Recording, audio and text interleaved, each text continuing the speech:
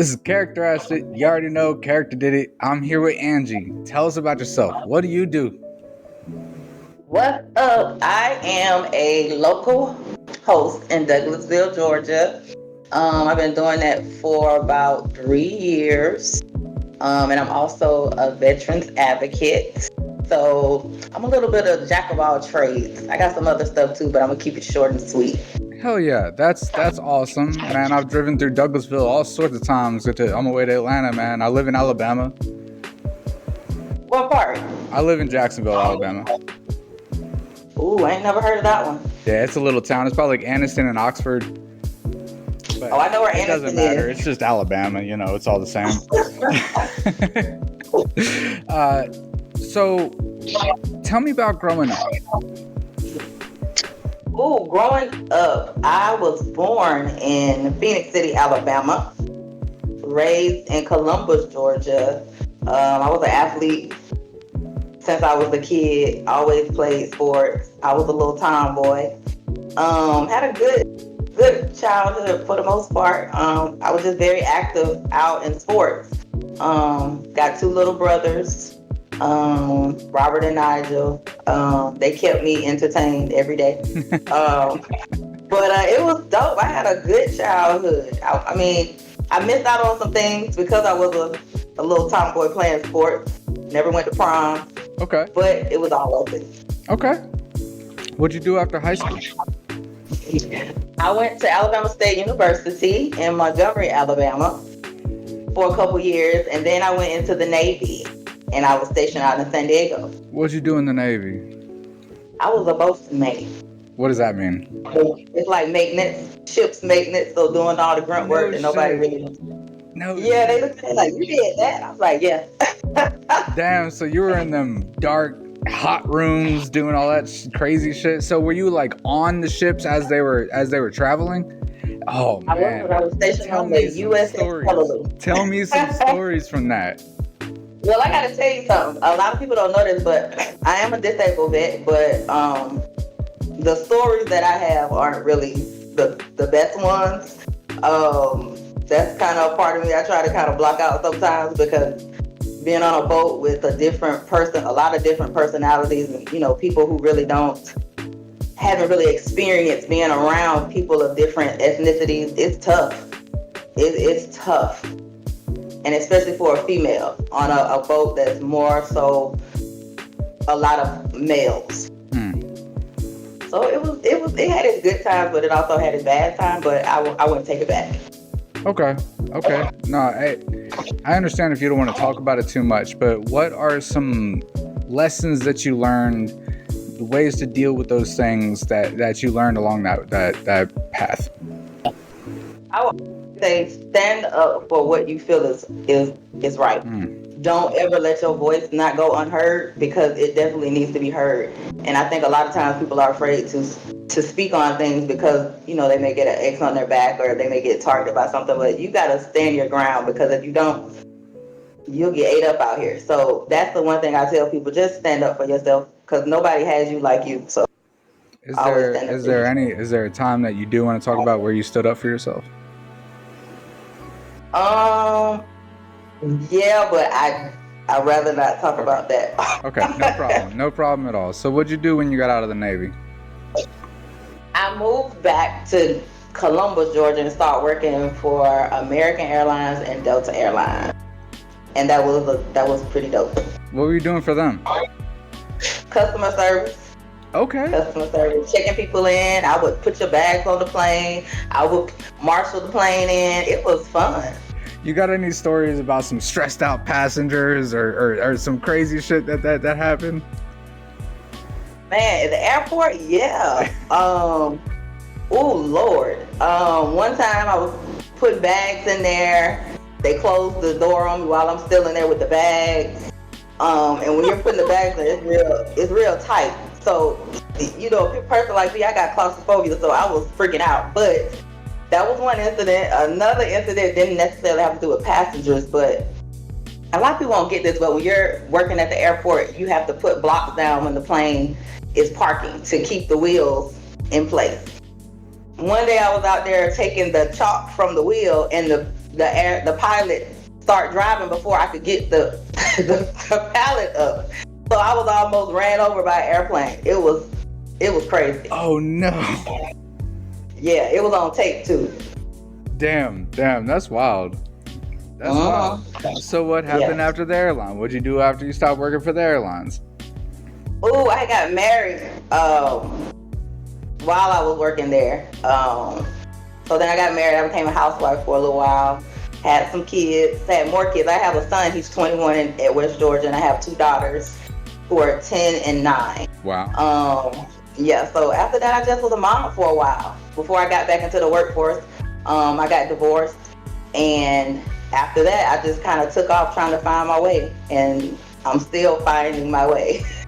I feel that. And the way that we connected, I hopped on your random live stream and I randomly joined, and it was a great time. But you all were really talking about real shit, especially having to do with being females in this still very confusing society that we live in.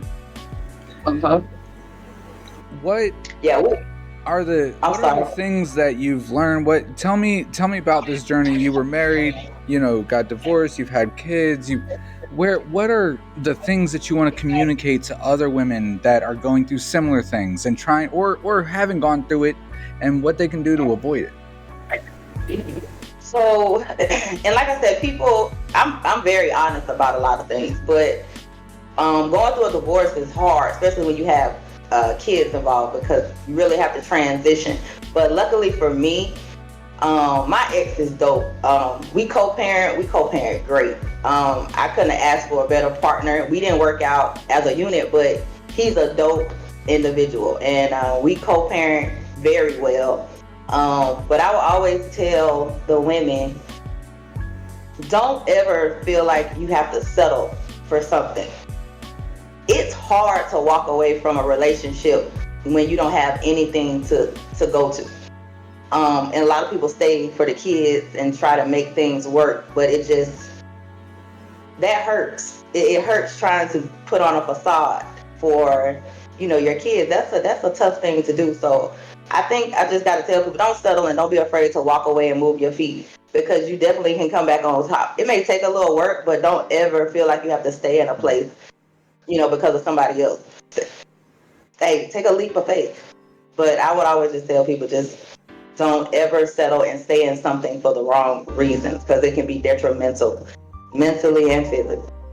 Absolutely. And honestly, that kind of goes back to something we were talking about last night, something that you brought up, that being with a person who wants you to be a different way and things like that, that's settling. That's if you wait for the right person, you won't have any doubt, because they will not just accept you for who you are and your flaws, but they will be excited about who you are and your flaws. You're right about that, and that's what I'm still learning. Like, I'm 41 years old, but there's still some stuff that I haven't done, and I'm still finding myself as far as, making myself 100% happy, because they always say you can't move forward with anybody. They're not responsible to make you happy. You have to find your own happiness first. And right now, I'm finding my happiness, and there's some things that I've seen and I don't like in myself. Then that's what we were talking about yesterday when I said, that if a guy asks you to, don't do this or don't do that, I don't necessarily look at it as always bad, because maybe they see something in me that nobody else really brought to my attention. And then I started to look at it and be like, wow, I really can do this. And it doesn't feel bad. But I get what you guys are saying too, like never change yourself for somebody else. But in this change, I'm feeling like I need to do it to better myself. That's an maybe amazing not for point. him, but for me. That's an amazing point, for real, because I'll change the statement to, don't change yourself in any way you don't want to change.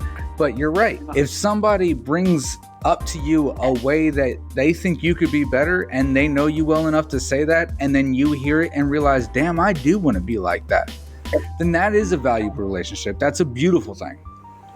Yeah, but I'm learning, and a lot of times we as people don't know how to take criticism, and not that it's bad, but genuinely want to be around people that see me for more than what I am. If you can look at me and see me bettering myself, then yeah, I want to be around you. I want to be in your presence, because sometimes we look at ourselves and we downplay ourselves. We don't give ourselves enough credit. So when somebody looks at me and says something to me, and I sit back and I'm like, wow, I was like, let me try this. I'm all for trying something new if it's going to be for the betterment of me. And that's what I've been doing lately. And I keep a solid group of people around me that really motivate me to be better. Because I have my days, and I respect that they respect me enough to respect my space when I need it. I absolutely love everything you just said. And I want to talk more about the people you surround yourself with and the importance of that. Tell me about how that has impacted your life.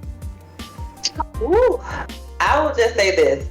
Being in the nightlife at an older age, it's hard to really know if people are rocking with you because of what you can get for them, or if they really genuinely deal with you. And that's been a struggle for me, because it's a lot of people that comes in, and I'm like, well, why are they here? Like, how are they benefiting my life, and how am I benefiting theirs? So then it just makes me look at people and just really be like, it's hard to tell, because that's the only thing I have an issue with when it comes to friends. I really don't know who's really rocking with me for the right reason. That's why I don't surround myself with a whole lot of people around me. I have a core group of people that I deal with, and they know me so well that if they don't hear from me for a couple of days, they're gonna check on me, but they also gonna respect that space. They don't come, oh, you don't pick up the phone, you don't answer the phone. I get that all the time, but it's like, if we ain't talking about bettering ourselves on that phone call, I don't want to talk on the phone. I don't want to sit there and gossip about what this person doing, what that person doing. Like, let's talk about getting to the bag. Let's talk about what we're gonna do in 10 years, 5 years. How can we better each other? And I really love the core group of people that I have around me, because they've been there since the beginning. And I love them to death. And you met some of them yesterday on the podcast. So, no doubt. They good peoples. The ones I met, they good peoples for real. Mm-hmm. Yeah, I love energy. I saw a thing that said eagles identify any bird flying at their height as eagles, because pigeons can't fly at their height. So if you surround yourself with pigeons and you fly at pigeons' height, no one will ever see you as an eagle. But when you start flying at the eagle's height, the pigeons can't stay with you. That's a good one. That's true. I think everything you're saying, you're surrounded by all of the right people right now. And my personal experience, it was about a year ago where I looked up, probably a little more than a year, but when I looked up and realized that I'm surrounding myself with people who don't want the same kind of life that I want. There's nothing wrong with that. There's nothing wrong with the lives that they want. I respect it. Everybody, we need all sorts of roles and different types of people in the society. But for me, I want more, and they were holding me back. So I had to distance myself. And I'm kind of at the point where I have everyone I need in my life. A lot of them are online relationships, friendships, and things like that. But I got my lady, I got my daughter, and at the end of the day, those are the only ones I need. But I hope to find some people in real life. But again, I'm in Alabama, and they're hard to find. But who got the vision and who got the hustle. But I respect everything that you're saying, for real. I love the path that you're on. How did you end up hosting events and things like that? So I used to hang out at it's a club called Alert Lounge in Douglasville. That's where I hosted. Been hosting there for a while. And I just used to come there and just hang out. And one of my homeboys was like, you got a real dope personality. Why don't you should host stuff. I was like, host? I'm too old to be out here hosting. Like, I don't even like being in clubs like that. But, bro, what? But because I was always there, I knew everybody. So it didn't feel like work because I knew everybody. So I just kind of started from there, and I started doing karaoke, and it was so much fun. And from there, I've just been doing it ever since. But now that I'm getting older, I'm starting to see that it's not something that I'm passionate about. Okay. Excuse me. I'm not very passionate about it anymore because being in the nightlife comes with a lot of criticism, and it's really hard if you don't have tough skin. And a lot of people don't know this about me, but I'm super duper shy. Super duper shy. And it takes a lot when I have to get out there and host and like eat all of that anxiety and still get out here and make people, hype. It's tough. But when people see you on that mic, they think you're just a bubble of personality. But inside, I'm like, oh my God, I'll be glad when this is over.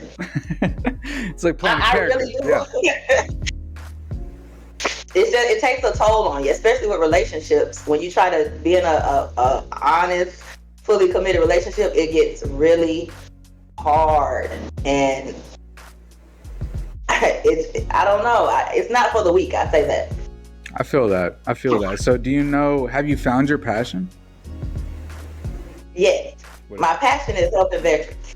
That's where I wake up and I'm ready to help somebody. Like, I know God put me on this earth for that reason. I used to work for the state of Georgia doing disability claims for disabled veterans. And when I say that was the best job that I've had, that I woke up every day and liked going to work. And that's what my passion is. And that's what I'm going to pursue until I take my last breath. That's amazing. That's beautiful. I love that so much. Yeah, I love you, veterans. Tell me about the biggest accomplishments in that field that you've accomplished.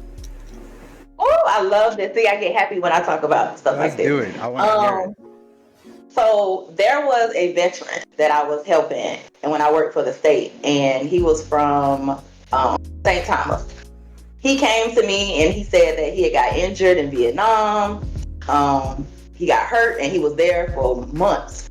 But if you got injured in wartime, you get a Purple Heart. He never got a Purple Heart, ever. So I saw that and I put it in to get his records, to get all his stuff. He got his Purple Heart 30-something years. It might have been longer than that, actually. Vietnam was in like 64.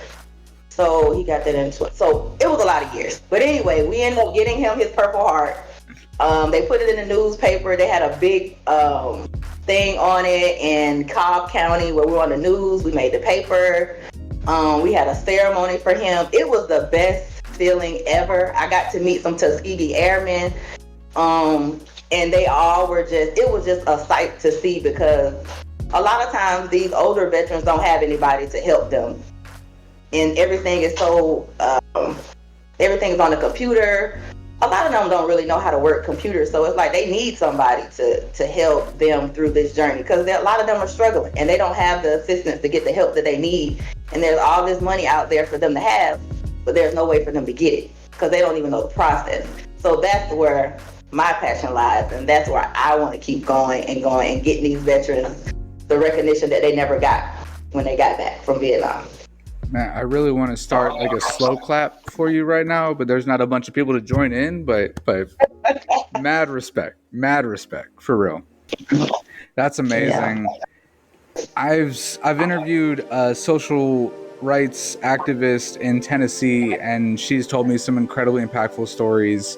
The kind of work that you do, that she does. Shout out Cheryl Huff. She's an amazing person. It's priceless.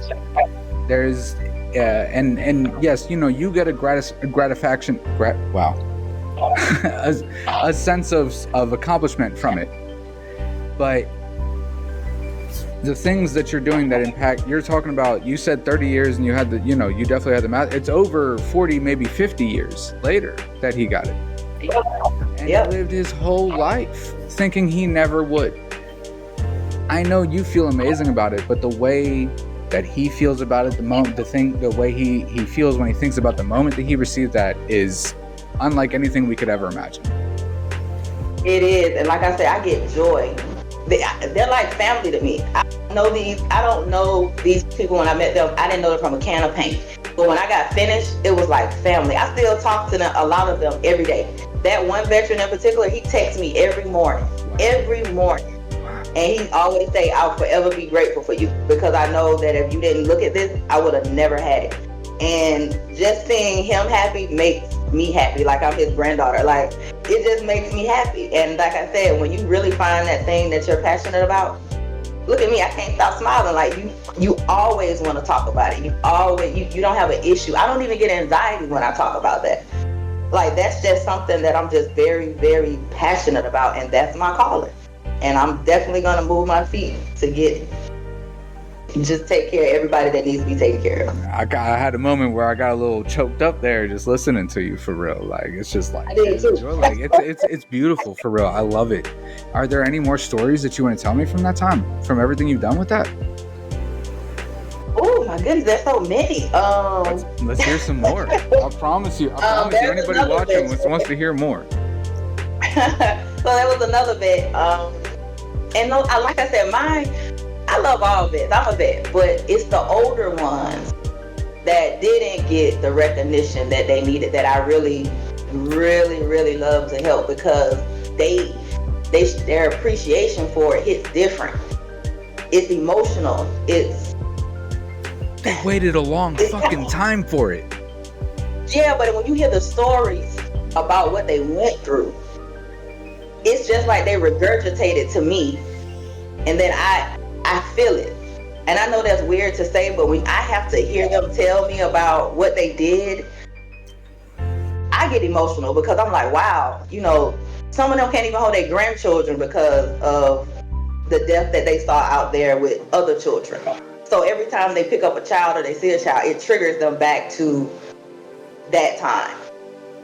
So it takes a lot for you to listen to that. And then I have to listen to another one and another one. And then I have to go home and see my kids. And I have to decompose all of that. And that's the hard part, but that's also the joy. It makes it even more better when they get what they're entitled to. So it's just, they deserve it. They definitely deserve it. How has that impacted you personally? We've made a lot of progress since then, yeah, but not as much as we should have. Not as far as equality goes. How does that impact you personally when you look at the world how it is today, and you're hearing these horror stories of the way it was? It's horror, it's tragic, but it's joy underneath all of that once you uncover all of it. And I have learned that, white and black, a lot of times it's just ignorance that they never were taught, when they grew up. So I don't think they've been around. It's hard for me to say, but I'll just give you an example. There was a veteran. He was a Caucasian veteran. And I will say this, he was not big on black people. But at that time, I was the only one available to him. He had no choice but to see me that day. And when I say that was, I might get a little choked up by it, but it didn't go so good the first time, because, he said some things that were very racist. But I had a job to do. So, he's deceased right now, so that's why it's a little emotional for me, because he taught me that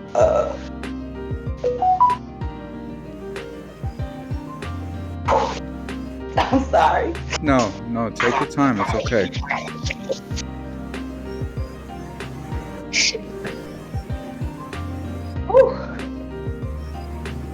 But he taught me that, you really got to look past the color. Because of all of his ignorance, I still had to help him. And once we became so close to the point where he was in the hospital and I was with his wife at his bedside while he was in the hospital fighting cancer.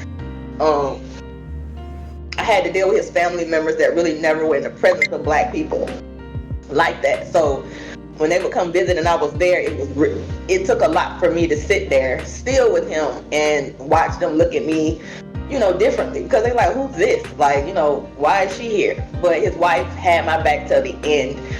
He passed away 2 years ago, but he really showed me that sometimes people just need knowledge. Because because they never really were in that close proximity to having a relationship with another person of color. So if you educate them and, you know, show them something different that they don't view you as, like angry, you're this, you're that, you really develop a different type of friendship. And he made me look at things a lot different. And I think I made him look at things a lot different.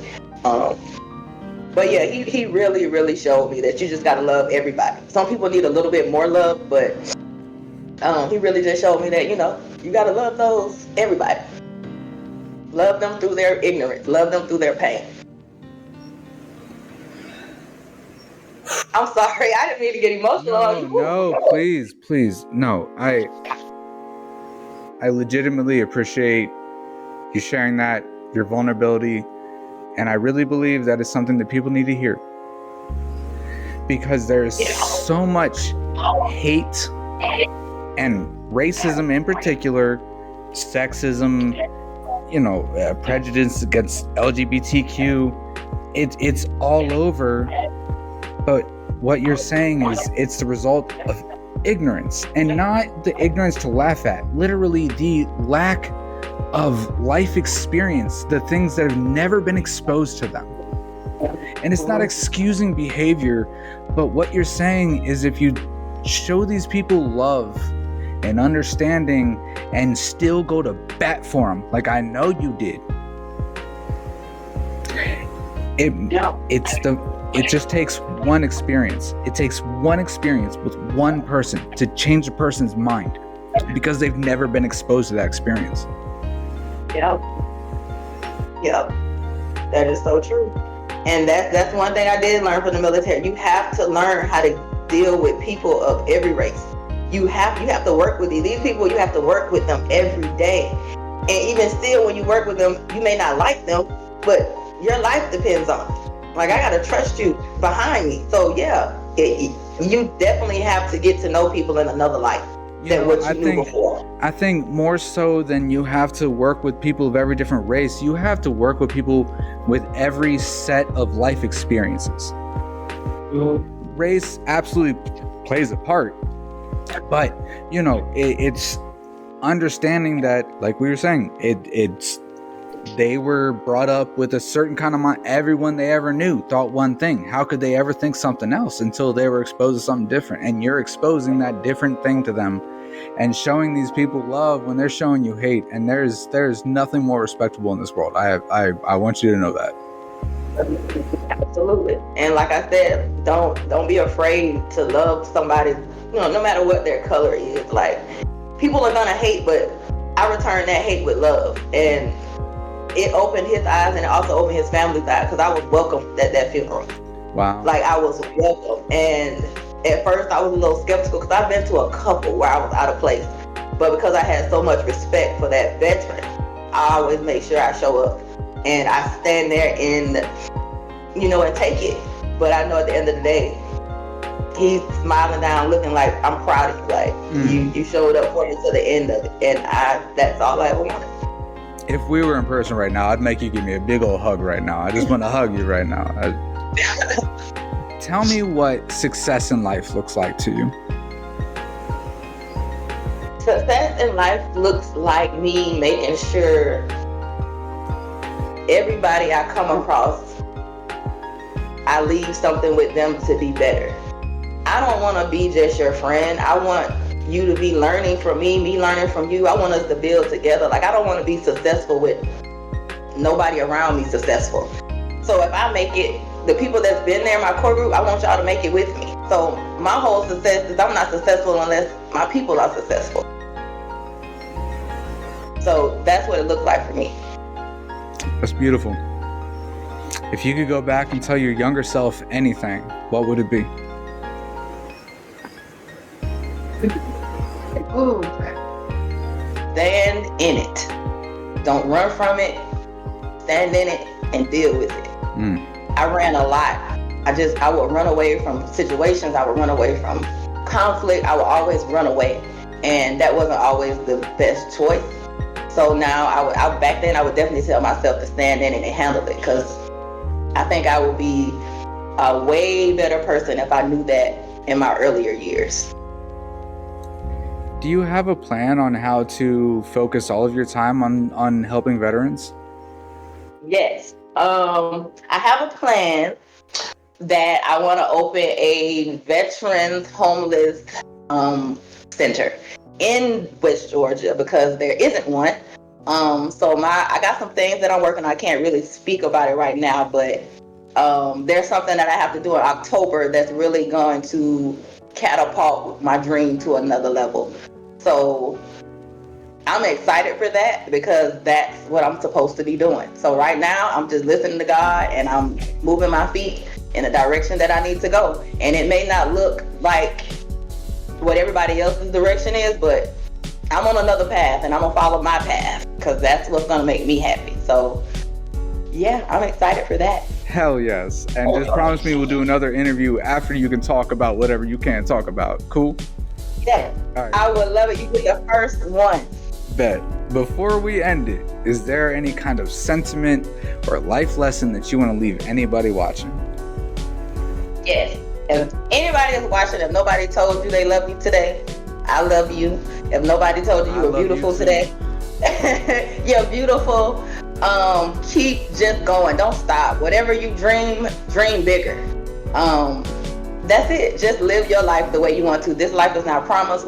People are leaving this earth every day, and we're leaving before our parents, our grandparents. So I would just say live the life that you want right now, and don't let nothing stop you. Don't let these kids stop you. Don't let your spouse stop you, your boyfriend, girlfriend, whatever. Do it for you while you can.